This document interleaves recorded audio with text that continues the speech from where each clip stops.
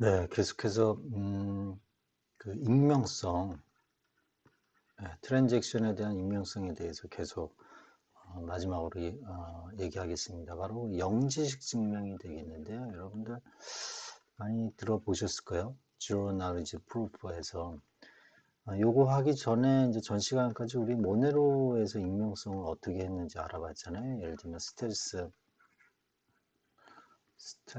어드레스 일회용입니다. 이거 일회용 스텔스 어드레스를 만들어서 이제 전송을 하고, 그 다음에 이제 링 시그니처가 있었죠. 이제 그룹이라는 걸 만들어서 이 그룹 안에 들어가 있는 유저들의 공개 키하고 함께 자기의 개인 키로 이제 전자서명을 하는 거죠. 그럼 이제 어떤 공개 키로 어, 이거를 풀어야 되는지를 이제 상대방이 모르게 한다라는 겁니다. 그 다음에 링 시트가 있었죠. 컨피덴셜 트랜잭션이 있었어요. 자, 이러한 이제 트랜잭션에 대한 이제 익명성을 보장해 주는 게 이제 발전이 되고 있는데, 지로 나머지 프루프 같은 경우에는 자신이 알고 있는 특정 정보는 보여주지 않으면서 본인이 해당 정보를 알고 있다는 것을 증명하는 방식이에요. 이게 이제 지로 나머지 프루프인데, 이거는 이론적 기반은 인터랙티브 프루프 시스템이에요. 그러니까 뒤에서 이제 그 알리바바 그 동굴에 관련해서 이제 얘기하면 그게 대충 뭔지 이제 개념을 알 수가 있습니다.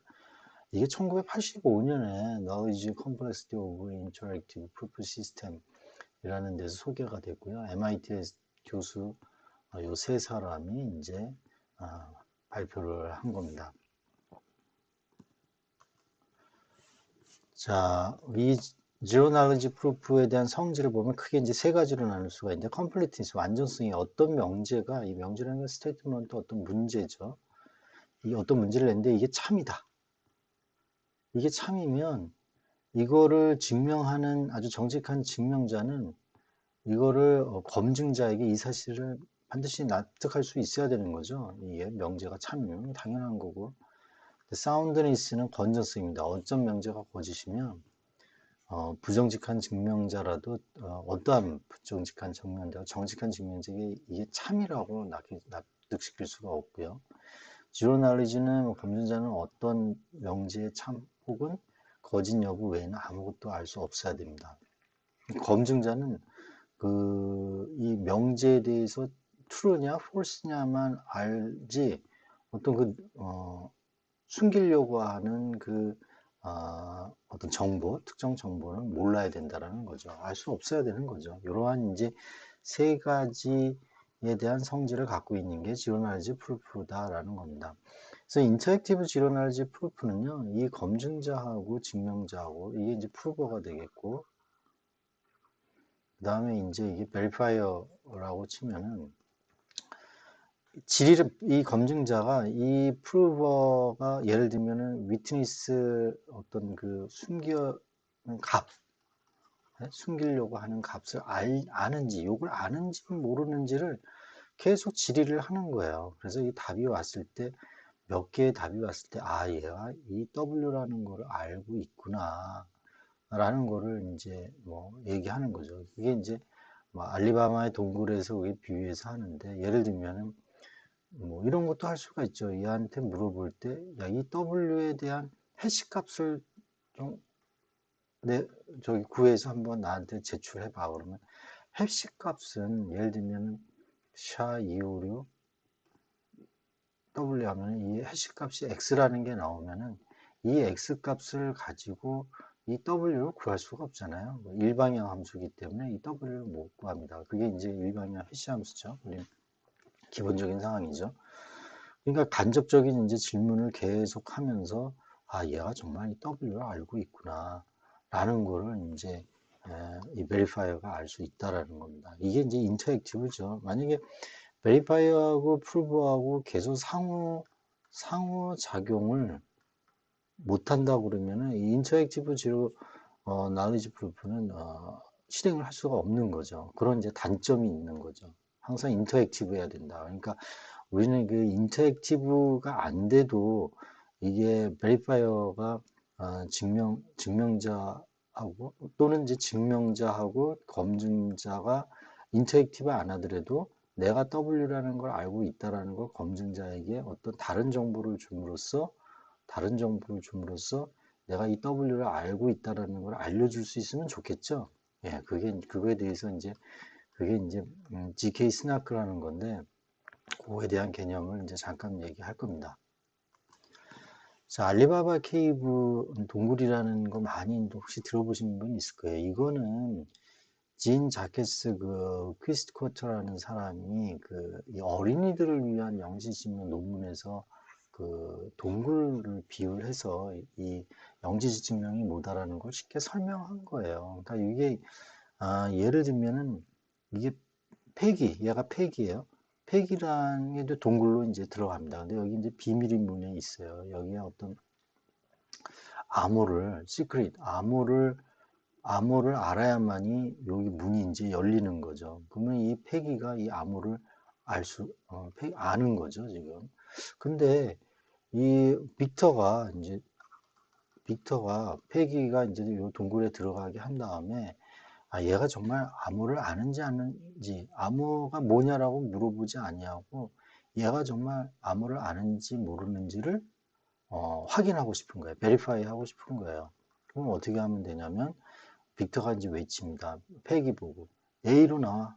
자, A로 나와. 그러면 얘가 폐기가 맨 처음에 여기 있다 그러면 그냥 뭐 암호를 모르더라도 그냥 나오는 거죠. 그죠? 그럴 수 있는 거예요. 제가 암호를 몰라도 여기 나올 수 있으니까 이거는 베리파이가 안 됩니다. 근데 이 빅터가 이제 B로 나와라 그러면 여기서 어떻게 해요? 암호문을 알아야만이 여기 문을 열고 이렇게 나올 수 있는 거죠. 그 다음에 다시 또 A로 B로 나왔어요. 그럼 다시 또 A로 나와. 그럼 이 암호문을 알아야 또 여기로 또 문이 열려서 이렇게 나오죠.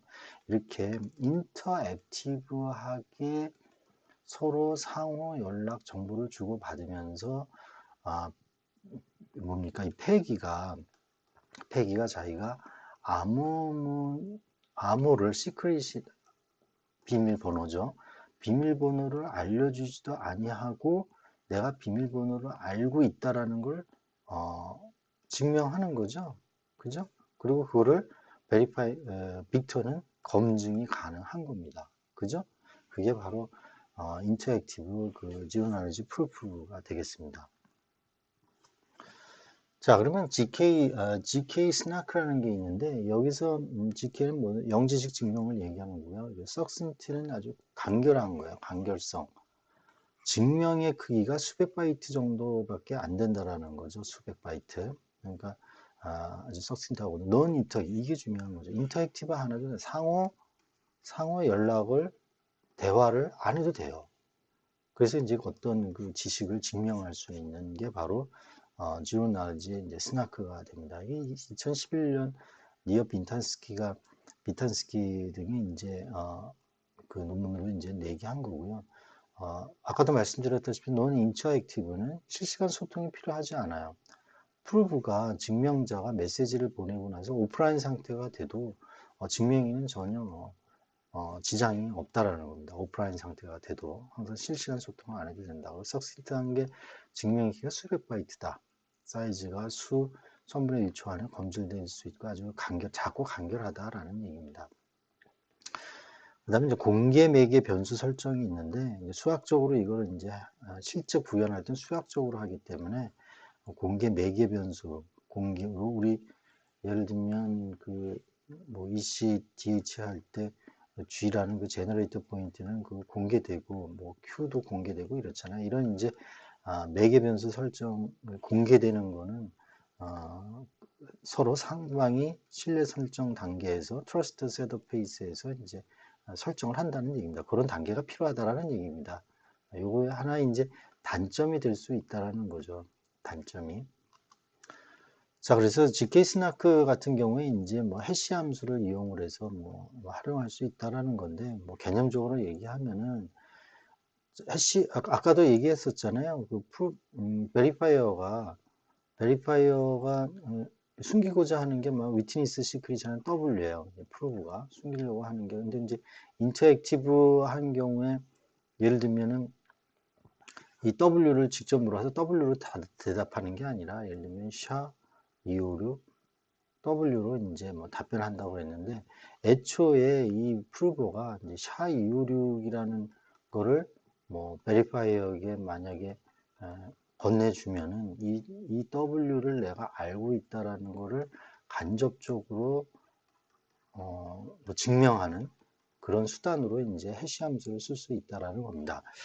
자, 그러면 실제로 이건 이제 이해가 되겠고 개념적으로 이제 어떻게 하냐면은 키페어를 만들어요. 그러니까 사전에 그 셋업 페이스가 이제 필요하다고 그랬잖아요. 그래서 이제 키페어를 만들어요. 프루버 키하고 베리파이어 키를 생성을 해서 프루버 키는 이제 프루버에게 주고 베리파이 키는 이제 베리파이한테 줍니다. 자, 주면은 프루프를 생성을 해요. 예를 들면 x하고 x가 공개된 값이고 이제 어떤 w가 위트니스식을 숨기려고 하는 이제 w 값이었을 경우에 이 프루브 키하고 그다음에 위트니스 시크릿 숨기고 있는 값, 숨기려고 하는 값이죠. 그다음에 요거는 공개된 값이에요. 이거를 어떤 이제 함수 p를 구하게 되면 이제 프루프라는 값이 나오게 되죠. 요거를 전송한다는 거예요. 요거를 증거 전송 이래면은 된다라는 얘기예요. 요걸 전송을 하면은 이 베리파이어가 프루프라는 값을 W라는 걸 이용을 했기 때문에 이 베리파이어 키하고 공개되어 있는 X값하고 PRP는 여기 프루프라는 이 P의 함수에 의해서 계산된 값이잖아요. 이거에 대한 V 값을 구하면은 이게 불린 함수거든요. 그래서 true냐 false에 따라서 이 친구가 프루버가 W를 알고 있구나 모르고 있구나라는 거를 이 베리파이어가 알 수 있다라는 겁니다. 이렇게 이제 개념적으로 말씀드렸고요. 그래서 예를 들면은 프로브가 프루프 PRF를 이제 생성을 하는 거죠. 요거는 위트니스 시크에서 숨기려고 하는 거고, 이건 공개된 거고, PK는 프루프 키가 되는 거죠. 그래서 PRP만 베리파이에게 이제 전달을 하는데 이 PRF의 값이 굉장히 이제 짧고 230바이트 이내라는 거죠. 간결한 석센트 간결함이 이제 특징이 있다라는 겁니다. 당연히 이 PRP로부터 이 W의 값을 이걸 안다고 해서 이거를 유추할 수 없어야 되죠. 그게 하나의 이제 해시 함수 x가 나오면 이 x를 안다고 해서 이 w를 유추할 수 없잖아요. 이제 그러한 이제 해시 함수 같은 것들을 이용을 해서 이렇게 펑션을 만들 수 있다라는 겁니다. 그럼 베리파이어를 이제 불린으로 해서 베리파이어라는 함수를 돌리게 되면은 이제 true냐 false에 따라서 베리파이 할 수 있다라는 겁니다. 개념적으로 이제 영지식 증명에 관련해서 말씀드렸고 실제 이게 GK 스나크가 GK 스타크라는 게 또 나와요. 스케일러블이라는 이게 이제 서시트가 이제 스케일러블이라는 단어로 바뀌게 됩니다. 스케일러블. 요거는 이더리움 2.0에서 이제 적용될 예정이에요. 그러니까 GK 스나크에서 GK 스타크로 이제 더 발전이 되는 거죠. 그래서 여러분들도 이 스케일러빌리티 관련해서 내가 한번 뭐 논문을 쓰겠다 그러면은 아까 그 모네로에서 얘기한 익명성도 뭐 공부해서 또 한번 논문을 할 수 있고 또 이 GK 시낙스를 좀 더 공부를 해서 이제 할 수도 있다고 봅니다. 또 관련 논문을 이제 읽어봐야 되겠죠. 지금까지 나온 논문들을. 하여튼 GK 스나크를 이제 블록체인에 접목을 하게 되는데 GK 스나크를 접목을 하면 수신자, 송신자, 전송 금액 등의 거래 내용을 이제 공개가 이제 안 되는 거죠. 예. 원래는 이게 이제 기록되게 되어 있는데 이 GK 스나크를 이제 접목을 시독하면은 잔고나든지 그다음에 송금 금액의 정보를 공개하지 않은 채 처리 내역이 이제 기록이 된다는 겁니다. 영지증명 이용하면은 밸런스하고 그다음에 이제 TX 했던 금액, 예, 요 정보가 숨겨진다라는 겁니다. 그 예로서 바로 이제 G캐시가 이제 GK 스나크를 이용을 했다라는 겁니다. 그 다음에 이제 이더리움에서 이제 confidential TX 이거는 이더리움 1.0이에요. 1.0을 얘기하는 겁니다. 1.0에서 confidential TX를 이제 지금 현재 적용을 해서 이용을 하고 있다라는 거고요. 샌더가 리시버에게 이제 TX를 보낸 사실은 이제 공개가 되는데 밸런스와 트랜스퍼 이제 아까 이제 얘기했던 이제 잔액하고 송금액, 예, 송금액에 대한 거는 숨기는 방식이다라는 거고 이거는 이제 메트로폴리탄 단계에서 그 비잔팀 그 하드포크 했잖아요. 이때 이 포함이 됐습니다. 컨피덴셜 TX가 그래서 이더리움에서도 컨피덴셜 TX를 할 수 있다라는 거죠. 물론 이제 제가 아까 이더 2.0으로 가면은 GK 스타크라는 걸로 지금 좀 더 향상된 기능이 더 향상된 걸로 지금 접목시키려고 하는 계획을 갖고 있습니다.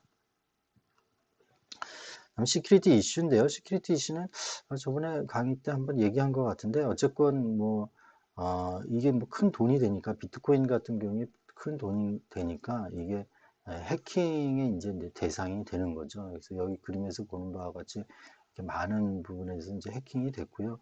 뭐 어디에 그 어떤 vulnerability 취약점, 그죠?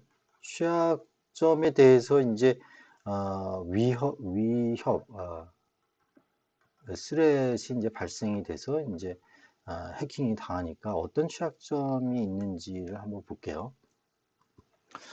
자, 이 거래소가 문제입니다. 이 거래소 항상 거래소가 우리가 비트코인 자체는 시큐리티의 어떤 프레임이 어, 갖춰져 있다고 그랬잖아요. 서로 믿지 못할 노드들이 모여서 디센트럴라이즈 돼서 이게 혹시 해킹이 당해서 이게 페일이 된다 하더라도 나머지로 이제 운영이 되고 있어서 퍼블릭 블록체인 같은 경우는 시큐리티가 굉장히 높다라고 제가 얘기를 했어요. 그죠? 여러분들은 뭐 이런 건 너무 잘 하시는 거고. 근데 이 개인 지갑 소프트웨어를 이제 보게 되면 이 사용자의 개인키를 보관하고 있고 이 개인 지갑 소프트웨어가 약간 좀 불편한 경우가 있죠. 잘 모르시는 분들은 이게 IT 관련해서 좀 잘 모르시는 분들, 그냥 뭡니까 그 증권 거래소를 많이 그냥 이용했던 분 아주 심플하게 이제 하시잖아요. 그럴 경우에 이제 암호화폐 거래소를 이용하게 될 거예요. 웹 서비스 쉽게 이용 가능하고 다수의 이제 암호화폐도 뭐 BTC에서 이더리움 트랜잭션도 뭐 예를 들면 가능하고 뭐 BTC 볼트도 뭐 이렇게 상호 거래가 가능하잖아요. 물론 이제 거래소에서 이거를 구현을 이제 해줘야 되겠지만 그 다음에 현금 교환도 예를 들면은 BTC 1볼트, 1BTC가 있다. 그러면 이걸 뭐 농협 계좌로 이제, 농협 계좌로 다시 이제 인출할 수가 있잖아요. 쉽게. 자, 이 암호화폐 거래소가 근데 다수 사용자의 이제 개인키를 생성해서 이제 보관하고 있게 되고, 이 거래를 인출할 수 있으니까 여기에 이제 돈이 약점이 이제 생기는 거죠. 그래서 여기에 해커들은 관심을 많이 갖게 되고 여기에 취약점이 뭔지를 계속 보게 될 겁니다. 이 vulnerability는 어떤 그 물리적인 어떤 취약점, 또 기술적인 취약점, 그 다음에 또 관리적인 취약점, 이 세 가지를 모두 이제 보게 될 거고, 하다못해 요새는 APT 공격을 하잖아요. 사회공학적, 소셜 엔지니어링 어택을 하기 때문에, 계속 한 달 만에 뭐 이거를 뭐 해킹하는 게 아니라 수년에 걸쳐서 계속 이 벌너빌리티를 체크를 하는 거죠. 해커들은. 그죠? 그래서 보안 수준이 뭐 굉장히 뭐 컨설팅을 해서 이렇게 쭉 올라가면은 시간이 지나면 지날수록 이 보안 수준이 떨어지게 되어 있거든요. 계속 지속적인 노력을 안 하면은 요때 이제 벌너너빌리티 취약점이 생기게 됩니다. 요때를 이제 해커들은 노리게 되겠죠. 자, 어쨌건 해커 공격의 대상이 다수의 키를 가진 이제 거래소, 여기가 뭐 1번이죠. 그 다음에 개인 키를 갖고 있는 이 사용자, 그 다음에 암호화폐를 소유 중인 스마트 컨트랙트를 하는데 거기 암호화폐가 이제 소유가 되고 있다. 근데 이 중에서도 아마 이 거래소가 제일 그 해커들이 좋아하는 타겟이 될 겁니다. 당연하죠. 그죠? 당연합니다. 자, 그래서 예전에 보면은 암호화폐 거래소 해킹 사례를 보면 뭐 유비, 코인이즈, 빗썸 뭐 이런 데서 뭐 비트코인 55억, 그죠? 21억, 뭐 3만 6천 명의 정보 이런 것들이 전부 해킹을 당했어요. 여기서 보시면 이 비트코인 거래소 직원들 25명에게 계속 악성 메일을 발송을 시키는 거죠. 그죠? 악성 코드를 일단은 심어 놓는 게 가장 중요하니까 그 PC에다가. 그러면 이제 북한 해커가 명령 서버 CNC 커맨드 앤 컨트롤을 적용을 해서 이제 뭐 요리를 할 수가 있겠죠. 이렇게 해서 이제 원본의 내부망에 그 해킹을 이제 시도를 하는 겁니다.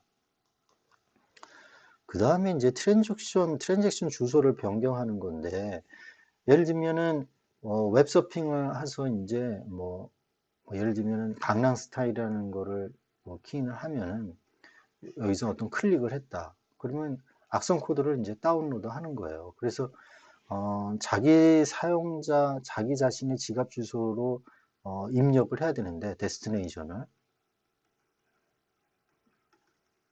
이게 악성 코드에 이제 감염이 돼서 사용자의 지갑 대신에 해커의 지갑 주소로 카피해서 보내는 거예요.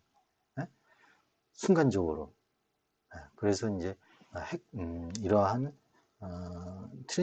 트랜잭션 주소, 그 데스티네이션 그 어드레스를 바꿔치기 하는 그렇게 해서 이제 그 비트코인 암호화폐를 이제 갈취하는 그런 사례입니다.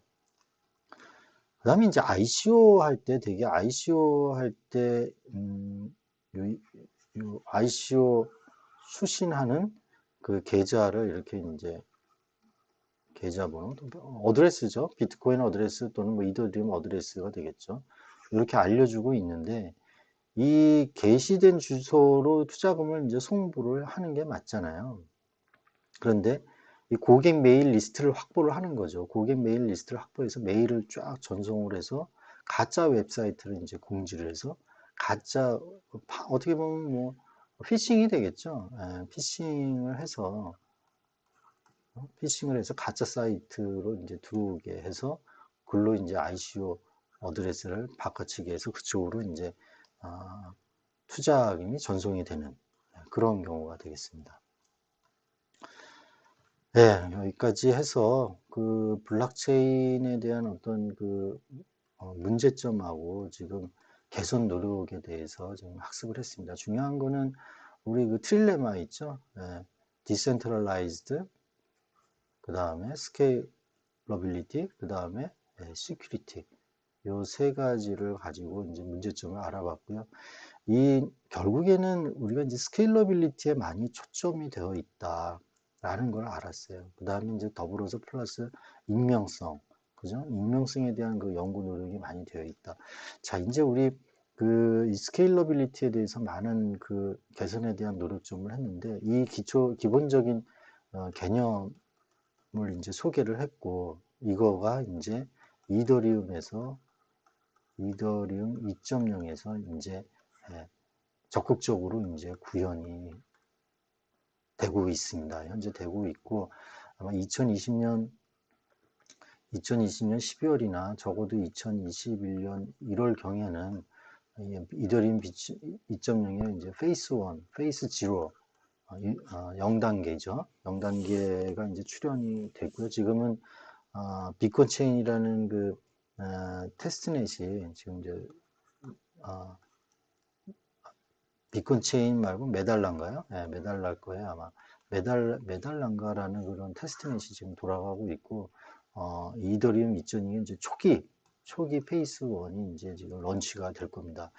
제가 그거를 이더리움 2.0은 어떤 그 단계별로 페이스 0부터, 페이스 3까지 이게 이제 단계별로 한 거의 10년 프로젝트예요. 비탈릭은 이게 거의 1, 2년에 끝날 게 아니라 장기적으로 보는 프로젝트예요. 그러니까 지금 이더 1.0은 아까도 말씀드린 프로토타입이라고 그랬잖아요. 완성된 단계가 아닙니다. 계속 진화되고 있습니다. 그러니까 2.0도 페이스 0부터 페이스 3까지 해서 페이스 3가 돼야지 이제 비탈리기에는 시레너티라는 그런 단계에 돌입합니다. 이게 완료입니다. 그러니까 거의 10년 프로젝트로 이게 이제 진화되고 있다는 거죠. 그러면 뭐가 돼요? 바로 디센트럴라이즈드 되면서도 이 스케일러빌리티가 거의 비자 그 트랜잭션을 하는 만큼 스케일러빌리티가 올라갈 거라는 거고, 시큐리티는 시큐리티 나름대로 또 보장이 되고 익명성까지도 되는 그런 아주 완결성 있는 그 블록체인이 이제 출현을 한다는 얘기예요. 대단한 일이죠. 우리가 걱정했던 여러분들이 블록체인에 관심이 있으면 반드시 이 이더리움 2.0이 어떤 식으로 되고 있구나라는 것을 좀 알 필요가 있습니다. 제가 이걸 준비해서 뭐 특강으로 이거 올려놓도록 하겠습니다. 자, 수고. 요약은 한번 뭐 보시면 될 것 같고요. 네, 요약은 읽어보시면 되겠습니다. 예, 수고 많으셨습니다.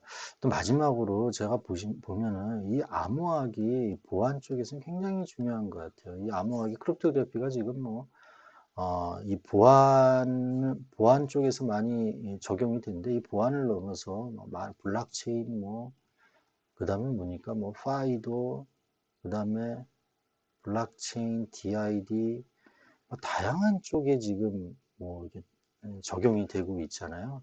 그래서 이게 뭐 우리 이제 세상을 지금 바꾸고 있는 상황입니다. 수고 많으셨습니다. 네, 이상입니다.